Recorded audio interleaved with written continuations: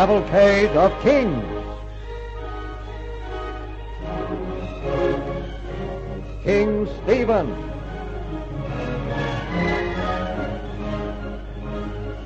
Solemnly tolls the bell in the Abbey Tower as Henry I, a shadowy figure mounted upon a coal-black charger, joins the phantom Cavalcade of Kings. With the passing of this great monarch, passed the peace and prosperity which England had enjoyed under his rule. His death on December the 1st, 1135, was followed by an outburst of anarchy, and in the midst of the turmoil, Earl Stephen, his nephew, appeared at the gates of London, where he was welcomed by the people amidst scenes of the wildest enthusiasm.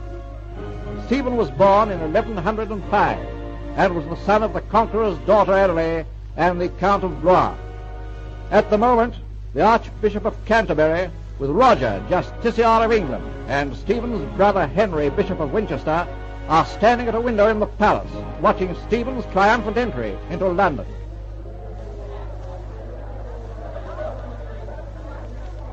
The mob, my Lord Bishop, has many heads but only one brain, and that brain at the moment has but one thought, to do homage to Stephen.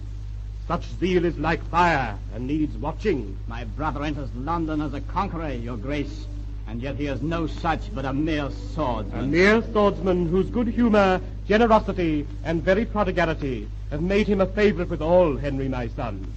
Look ye how he bandies jests and jovial sallies with the people who run beside his horse. Oh, England needs a king, not a jester. Honey catches more flies than vinegar, my son. I agree, my Lord Bishop, and the people are fools to allow Stephen to sway them with his honeyed words, which will avail him naught when danger becomes his bedfellow. You think there will be danger then, Henry? What else if Stephen mounts the throne? Surely you, Roger, as Justiciar of England, can see the peril which lurks around the corner? All I can see at the moment is a mighty crowd of people shouting itself hoarse with delight at your brother's return from Normandy. Stephen has chosen a most propitious moment to return to lay claim to the throne. He knows full well that prelate and baron alike are not reconciled to the thought of Matilda being crowned Queen of England. England cannot be ruled by a woman. Surely the Justiciar does not seek to repudiate the claim of the daughter of our late monarch, after having sworn the oath of allegiance to her. I do, my Lord Bishop, and there are many such as I. Yea, even Stephen swore to serve the cause of Matilda, and to support it with his life, if necessary. And yet, look ye down into the streets, and you will see him riding in triumph at the head of his retainers, with all the assurance of a monarch on his way to his coronation. He has more tricks than a dancing bear, my Lord Bishop, and his acts are those of a traitor. Meaning, my son? That my brother, in laying claim to the throne of England, is guilty of the foulest treachery to our uncle, and Matilda, his proclaimed heir and successor. Nothing but evil will come of it, and I fear me that our days of peace and plenty are over. Such gloomy words, Henry, my son, such gloomy words. The people do not share your dark thoughts, Henry. Look ye, Stephen has entered the palace gates. Soon he will stand before us. Then I beg leave to retire, my Lord Bishop, for I fear me I cannot bring myself to face my brother with equanimity. I should perforce be impelled to denounce him as a usurper. Oh, he has gone, and in high dudgeon too. Poor Henry.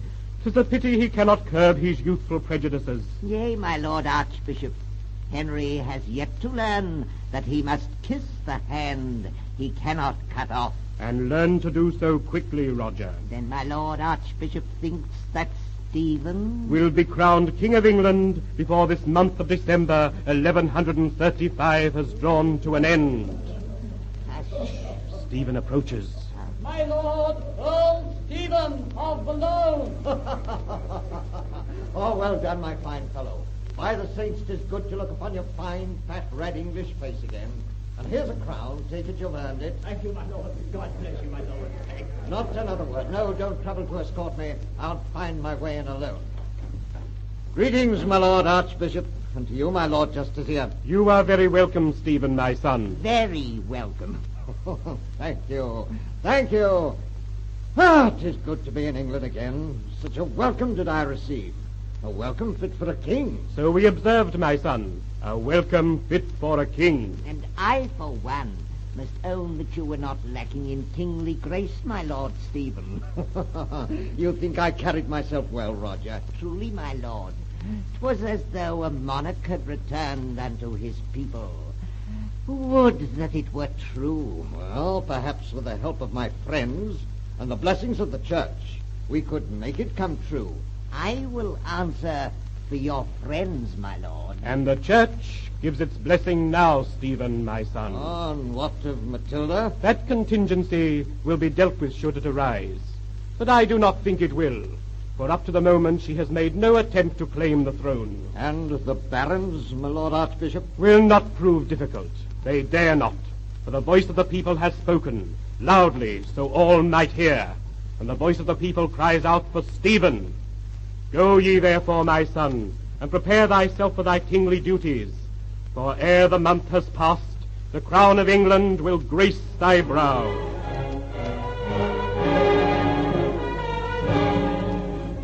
Stephen was crowned King of England on December the 22nd, 1135. But he had few kingly qualities, and soon the realm began to slip from his grasp. Matilda came to England and claimed her father's throne. A long civil war followed, and Stephen's forces were defeated at Lincoln and the king taken prisoner. At the moment, we find Matilda in her tent. The captive Stephen has been brought before her. Greetings, Stephen, my cousin. Greetings, Matilda. You know, Stephen, he that is not lucky should not go fishing. I'm not in any humor for proverbs, Matilda. Perhaps you would prefer to sample some of the unique tortures invented for the discomfort of man by your noble barons. Have done, I tell you. What do you want of me? Only this, Stephen, that you end this cursed civil war. Not until I've crushed you and your base-born brother Robert of Gloucester as I've crushed the Scots. You've not crushed the Scots. You've not been strong enough to do aught but compromise with David, their king. I tell Wait. you... Do not deceive yourself, but face facts as they are. I have loyal friends. And many enemies. And now you have, by your stupid quarrel with Roger the Justiciar, arrayed yourself against the whole clergy. The barons will support my cause. They also support mine. The people, Even they are divided in their loyalty. But why? Why? Have I not always been their friend? Too much of a friend, my cousin. Too jovial. Too fond of jesting. Too eager with your honeyed words, when curses would have served you better. And now you reap your harvest, and my poor country lies bleeding. I see nothing amiss with it. You willfully blind yourself. But whilst you've been jesting and merrymaking, your barons have built themselves strong castles. They've fortified them and filled them with armed men. Who will ride forth to do battle for me, their king? Nay, my cousin. They ride forth as robbers, as wild beasts go forth from their den. They fight amongst themselves with deadly hatred. They spoil the land with fire and rapine. They've plundered, tortured, and starved, and ruined men, women, and children who have crossed their path. I know aught of this. And cared less. I tell you, I know naught of these things. 'Twas your duty as king to know everything, and your confession makes you unworthy to sit upon the throne. The land is the devil's playground, and Christ and his saints are sleeping. I have done my best. You've plunged the country into civil war, chaos, pillage, and bloodshed. You've permitted the outrages of the feudal barons to go unpunished. No more ghastly picture of a nation's misery has ever been painted. But 'tis the end of her misery. What do you mean to do with me? You shall be taken to Gloucester, and there imprisoned for the rest of your life. And you, Matilda? I shall submit myself to the clergy and the people as the rightful and legitimate heir to the throne of England.